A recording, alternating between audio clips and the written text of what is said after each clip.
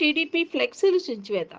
ఇటీవల ముఖ్యమంత్రి చంద్రబాబు నాయుడు కుప్పంలో పర్యటించిన నేపథ్యంలో టీడీపీ నేతలు ఫ్లెక్సీలను ఏర్పాటు చేశారు. టీడీపీ ఫ్లెక్సీలను గుర్తు తెలియని వ్యక్తులు చించివేశారు. ఫ్లెక్సీలు చించివేయడంతో టీడీపీ నేతలు ఆగ్రహం వ్యక్తం చేస్తున్నారు.